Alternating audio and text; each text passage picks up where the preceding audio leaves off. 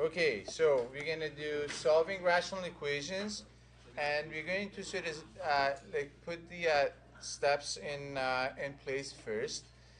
Something that is very familiar to us, which is factoring the denominators, and we've been doing that with almost every section that we've been doing with rational expressions, right? So now we're at rational equations. We do the same thing. We factor the denominator. Then we state the non-permissible values, right? The non-permissible values are basically the values that make the denominator equal to 0. So we state the non-permissible values. Very important now, right? If it were just an exercise before, now it has to be done because we need to check the answers of our equations to see if they are permissible values or non-permissible values.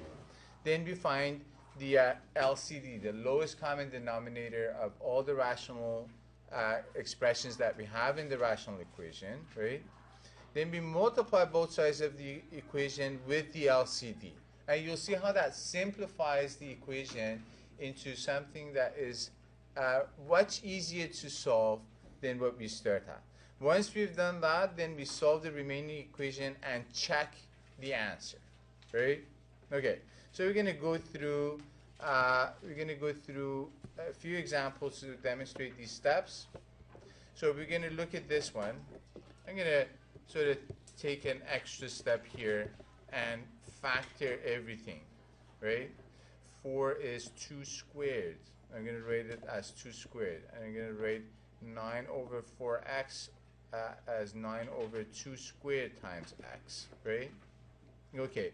Non-permissible values, x cannot be equal to 0 because the first and the last fraction will become undefined because they become division by zeros.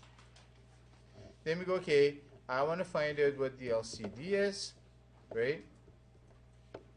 I list all the factors. 2 is one of the factors, right? What is the highest degree of 2? Squared, right? Then x is one of the factors. What is the highest degree of x? 1, so I'll just leave it. So LCD is 4x. Then go, okay.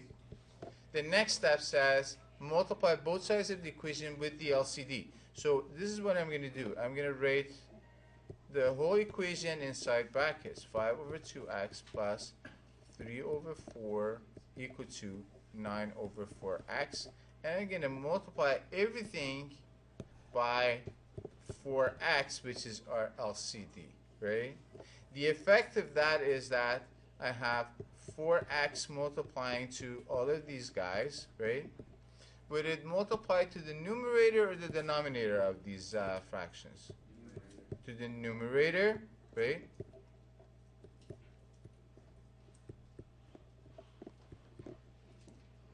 And so the second fraction becomes that, and then last one becomes 4x times 9 over 4x. Now we can see the effect of multiplying everything by the LCD. So as you see, the x's cancel out of the denominator and the numerator. 4 and 2 simplify each other out, so I'll have 2 times 5 in the numerator. 4 in the numerator cancels the 4 in the denominator. 4x in the numerator cancels the 4x in the denominator. So our equation, which had a whole bunch of rational forms that looked too hard to solve as it was, kind of simplifies to 2 times 5 plus 3 times x equal to 9. So now I have 10 plus 3x is equal to 9. I'm going to subtract 10 from both sides. So first we do the addition and subtraction for solving the equation, right? And I end up with 3x is equal to negative 1. Then I divide both sides by 3. Because x is multiplied by 3, I do the opposite of that. and then that multiplication by 3 cancels out, so x becomes a negative 1/3. Okay. Now I'm going to check that with the non-permissible values. The non-permissible value that we had was x could not be equal to 0. Is x equal to negative 1/3 allowed? Yes. Yes. So we go, okay, this is an acceptable value for the solution. Okay? Now we're going to go to the next example. And I'd like you guys to follow me with like a pencil that's running on a piece of paper, and that way like you're doing it hopefully ahead of me, right? Okay. So the first step that I'm going to take is factoring all the denominators. I have m squared minus 4, and m squared minus 4 can be factored as, this is a difference of squares, it could be factored as m minus 2 times m plus 2, right, as product of the two conjugates. I'm going to take 6 as a common factor between these two, and 1 over m minus 2 on the other side is already in a factored form, so I don't really need to do anything to it. This is a good stage to state the non-permissible values of the variable. So I go non-permissible values. I go, okay, for the first one, m minus 2 cannot be 0, otherwise the first fraction becomes undefined, so m cannot be equal to what? Positive 2. Are we all clear where that comes from? Yeah? Okay. M plus 2 cannot be equal to 0, so m cannot be equal to negative 2. Are we okay with that? Okay. For the second fraction, 6 cannot be equal to 0. Does that produce a non-permissible value? No, because 6 is never 0, so that doesn't do anything, right? What about this part, m plus 2? M plus 2 cannot be equal to 0, right? We already have a non-permissible value for that. So m cannot be negative 2 is actually the non-permissible value for that. And for the third fraction, we already have m cannot be equal to 2, right? So we don't have to repeat that. Now, next step in our steps was to find out what the LCD is, right? Okay, what is the LCD of these fractions? We go, okay, the numeric part that we have is 6, we stated. Okay, I have m minus 2 as one factor, m plus 2 as another factor. Is there any other factor here? No. We have these. What is the highest degree of m minus 2? 1, so we just leave it. What is the highest degree of m plus 2? 1, so we just leave it, right? Okay, so this is our LCD. So now I'm going to multiply this whole thing by the LCD. So rewrite it.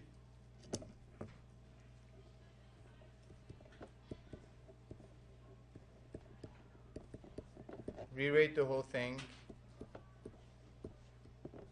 And then on the outside, I'm going to multiply it by the LCD.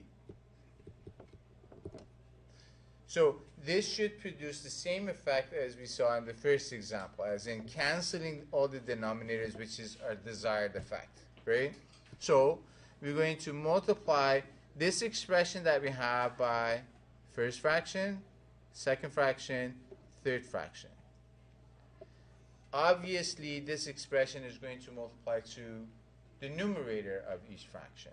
So it becomes 2 times 6 times m minus 2 times m plus 2 over m minus 2 times m plus 2. This being that LCD, right? Plus 10 times 6 times m minus 2 times m plus 2, which was the LCD, over 6 times m plus 2 is equal to 1 times 6 times m minus 2 times m plus 2 over m minus 2. Now, this is going to simplify our lives by many, many steps. Okay, m minus 2 is common between the numerator and the denominator, cancels out. M plus 2 common between the numerator and the denominator, cancels out. Here, 6 is common. M plus 2 is common between the numerator and the denominator. In the third fraction, m minus 2 cancels out of the numerator and the denominator. So, for the first one, we get 2 times 6 is equal to 12. Everything else is canceled out. For the second one, I get 10 times m minus 2 left over is equal to. For the third one, on the other side of the equality sign, I get 6 times m plus 2 left over. Yeah? So, now I have a degree 1 equation that I can solve. I simplify everything. Is equal to, so I have 12 plus 10m minus 20 is equal to 6m plus 12, right? We move all the variables to the left. And all the constants to the right. So,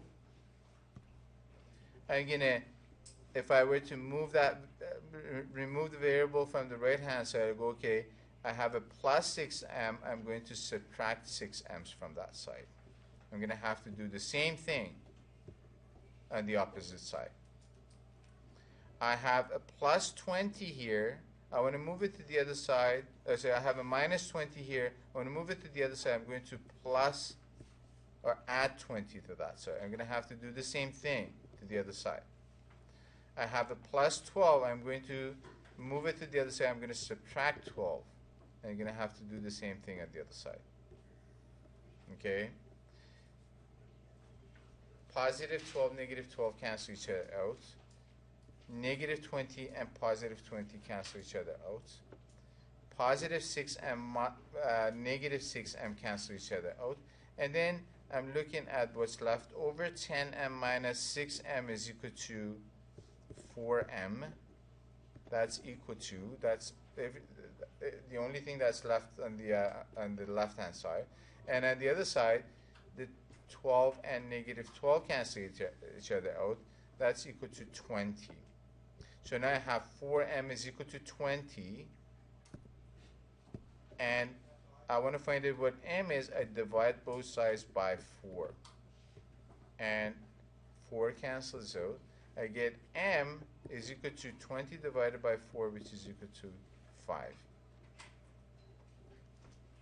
Now, I found out what m is equal to. I'm going to check that with my non-permissible values. Okay, what were my non-permissible values for this equation? Non-permissible values where m could not be equal to 2 or negative 2, which is not going to affect my answer. This is fine. I'm going to say, okay, this is my answer. I'm going to stay with it. Right? Okay. I'm going to do one more example. Like you guys to sort of stay with me again.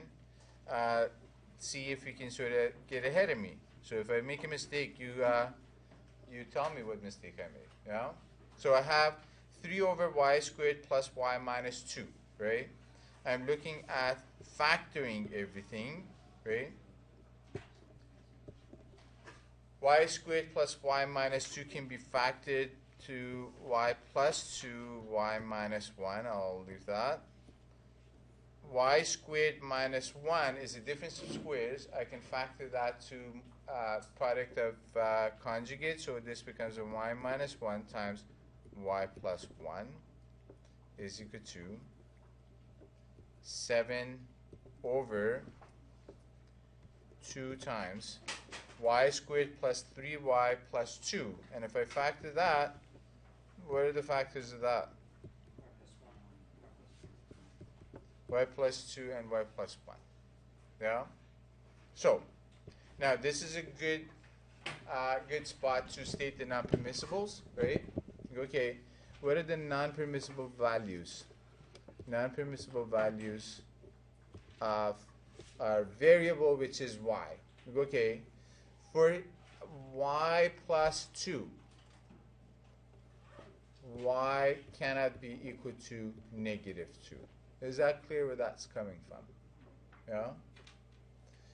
Y minus 1 cannot be equal to 0, so therefore y cannot be equal to positive 1. Are we clear about that? Okay. For y minus 1, we already have it. What about y plus 1? Y plus 1 cannot be equal to 0, so therefore y cannot be equal to negative 1.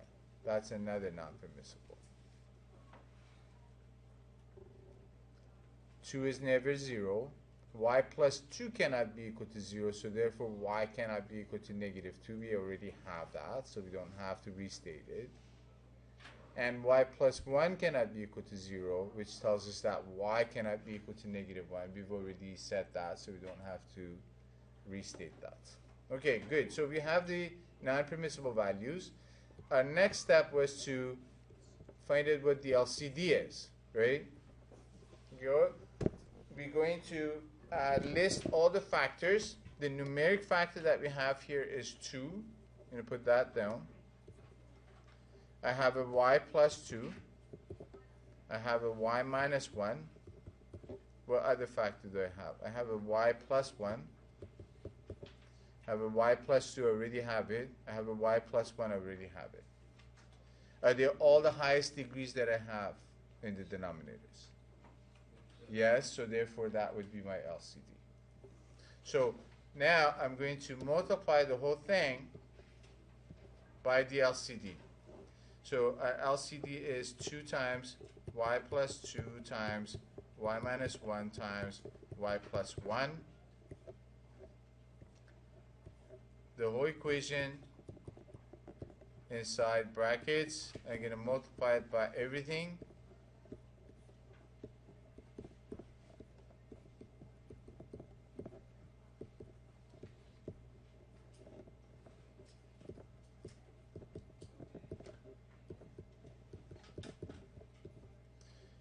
Now, again, it's going to have the same effect because we've tested it before. We should be expecting it to do the same thing.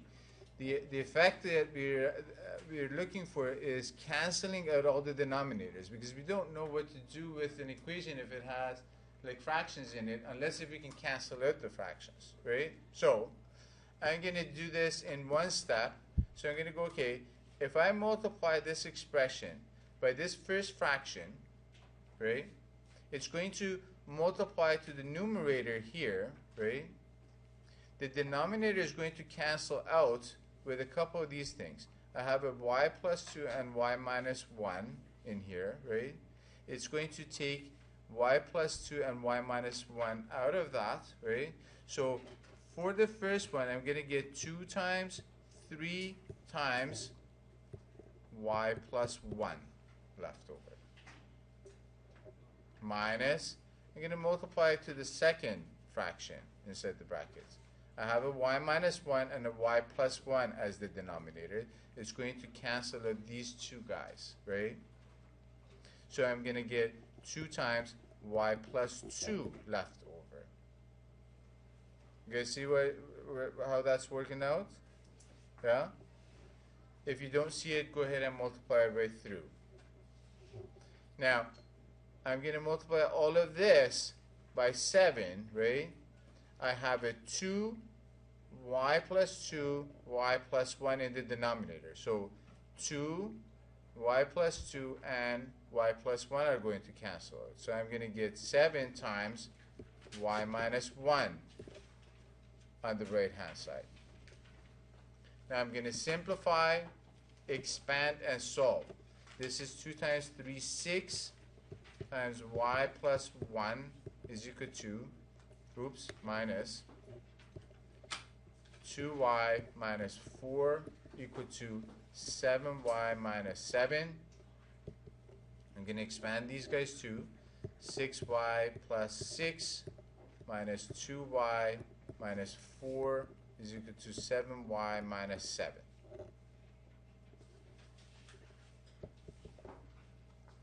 Now, I'm going to combine all the like terms on the left-hand side.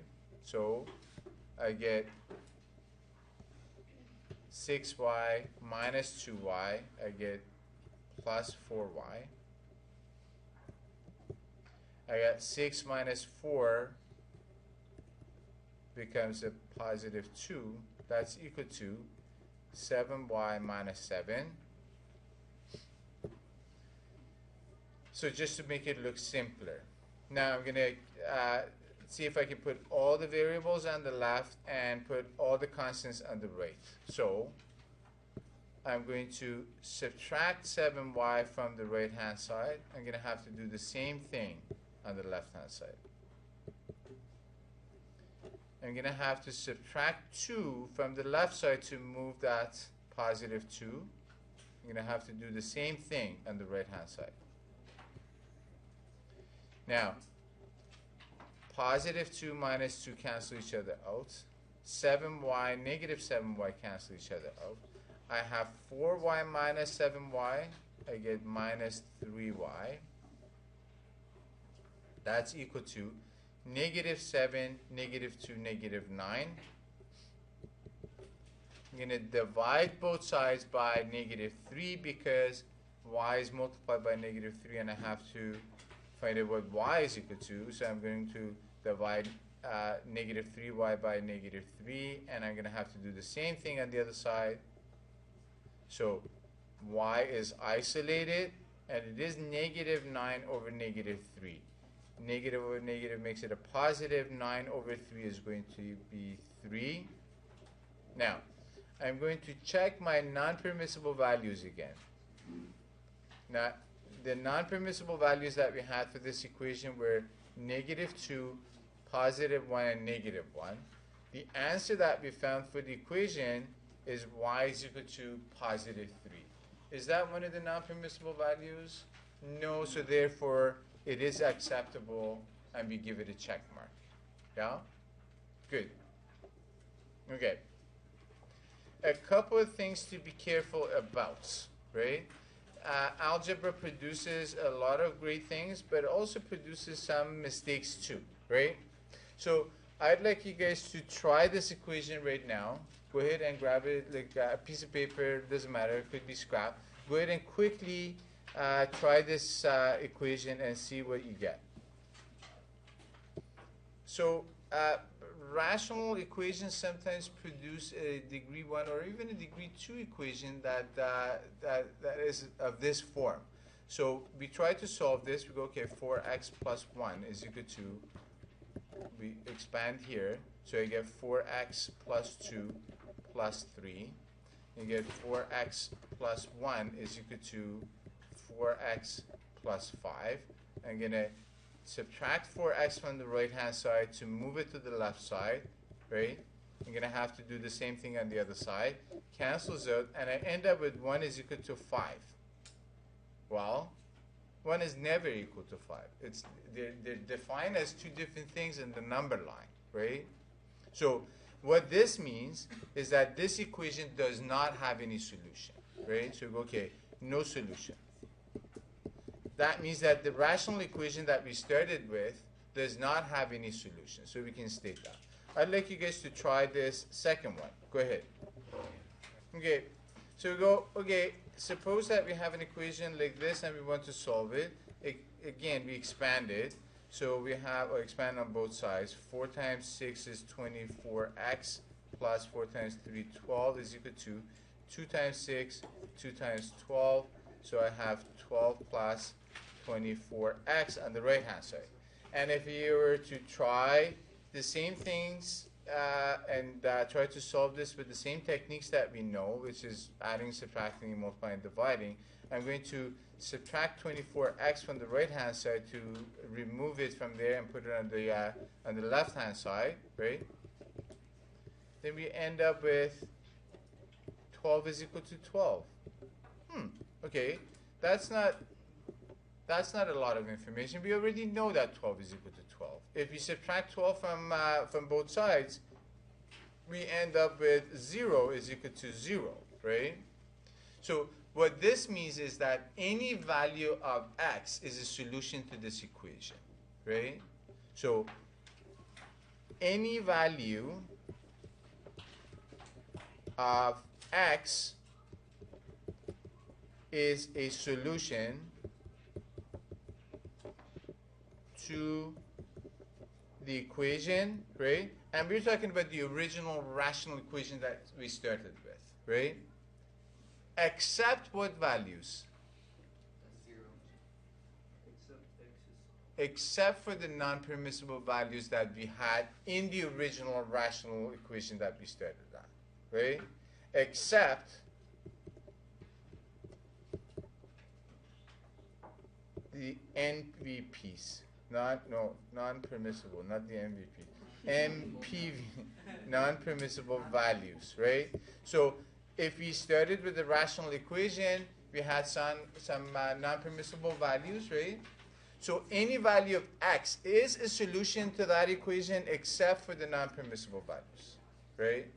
Kind of stating the obvious that any x that you put in there is going to be the answer. So this is your homework. I'd like you guys to get started with that right away. We have quite a bit of time, and we can get through quite a bit of it. And make a note of this. And as soon as you've done that, I'd like you guys to try this one question.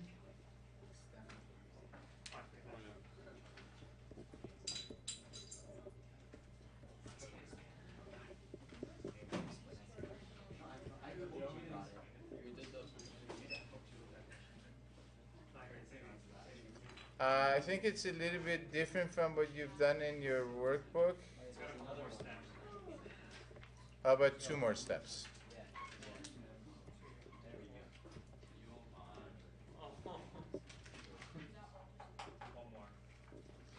Based on what you found, can you see a pattern, right? And can that pattern be used to do any of these questions? Go for it.